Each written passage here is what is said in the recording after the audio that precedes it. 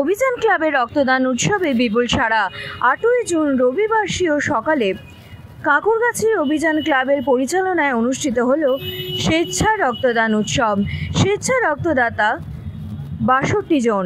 এই দিন উল্লেখযোগ্য উপস্থিতি কলকাতার পৌরসভার 3 নম্বর বড় চেয়ারম্যান অনিন্দ্য রাউত ও সমাজসেবী সঞ্জয় উপাধ্যায়। এই দিন নারী ও যুবদের উপস্থিতি ছিল চোখে পড়ার মতো।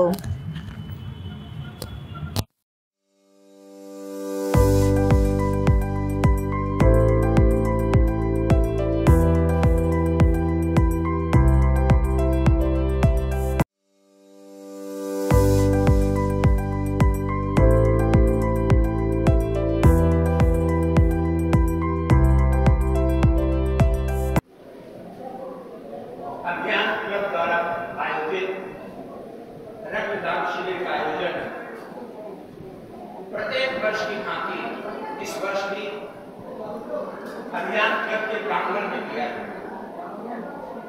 अभियान क्लब के विषय में यदि दो शब्द कहने हो तो मैं विगत वर्षों से इस परिवेश में इन लोगों के साथ ही, आपका प्रतिवेशी होने के साथ ही रहता हूं और मैंने देखा है कि अभियान क्लब किस ढंग से काम करता है।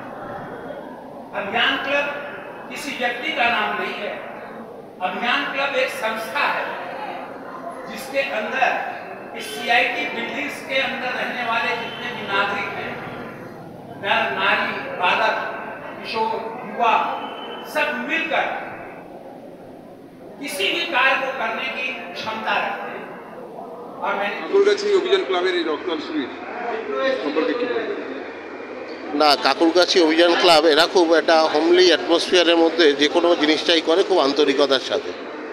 আমি দুর্গাপুজো থেকে শুরু করে বিভিন্ন যে অনুষ্ঠান হয় অধিকাংশগুলোতেই আসবার চেষ্টা করি হচ্ছে শুধুমাত্র এদের আন্তরিকতার জন্য, এবং এই আন্তরিকতার সাথে কোনো রকম উপহার ছাড়া এই যে 60 জন রক্তদান করছেন শুধুমাত্র একটা আবাসনকে কেন্দ্র করে না, এরা প্রত্যেকে একটা আত্মিক সম্পর্কের মধ্যে জড়িত। সেই কারণকে সামনে রেখে তারা কিন্তু এই অনুষ্ঠানটা করতে পারছে, যেটা অন্যান্য জায়গার পক্ষে সম্ভব নয়।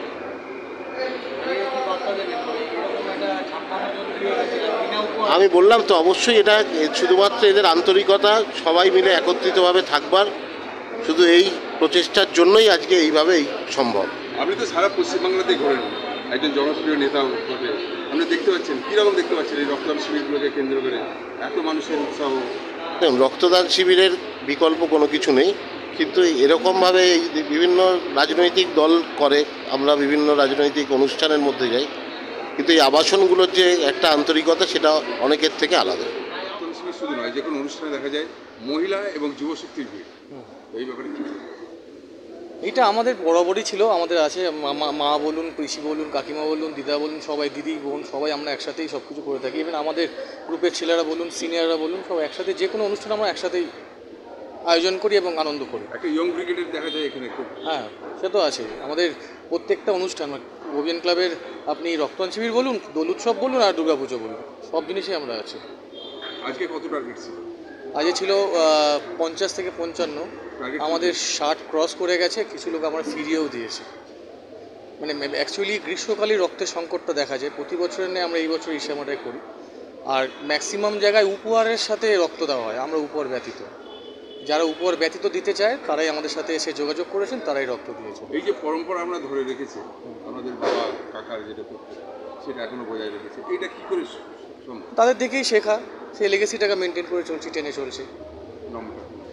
সৌভিক দাস, ক্লাব সম্পাদক। এরকম এবারেও রক্তদান শিবিরের আয়োজন করেছে, এবং এর একটা বড় দিক হচ্ছে কোনো উপহারবিহীন রক্তদান। এটা স্বেচ্ছা রক্তদান, শুধুমাত্র ভালোবাসার বন্ধনেই মানুষ আসছে, এসে এখানে রক্ত দিয়েছে।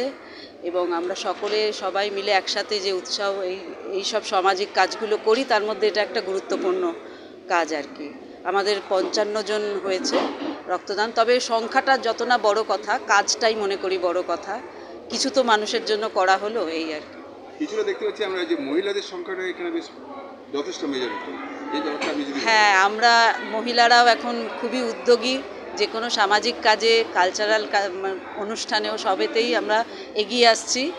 এবং আমরা ভালোবাসি এগুলো করতে, তাই জন্য এসেছি। পাশাপাশি কি কি আপনারা সাংস্কৃতিকভাবে বা কাজ করে থাকেন ক্লাবের তরফ থেকে? রক্তদান ছাড়া দুর্গাপুজো হয়, এছাড়া আই ক্যাম্প হয়েছে, হেলথ ক্যাম্প হয়েছে, তারপরে বসন্ত উৎসব গতকালই হয়ে গেল রবীন্দ্র নজরুল অনুষ্ঠান, দুর্গাপুজোটাও তো আপনারা দুর্গাপুজো আছে, দুর্গাপুজোতেও আমরা থাকি। এই নিয়েই আমরা আছি। আমরা মনে করি যে সবাই মিলে একসাথে কাজ করলে তবেই মানুষের উত্তরণ হয়, আমরা ভালোভাবে থাকতে পারি। অন্যান্য আবাসনের ক্ষেত্রে দেখা যায় যে এতটা সম্পর্ক থাকে না, কিন্তু আপনাদের ক্ষেত্রে দেখলাম খুব সুন্দর একটা সম্পর্ক। হ্যাঁ, আমাদের মধ্যে খুব সুন্দর সম্পর্ক।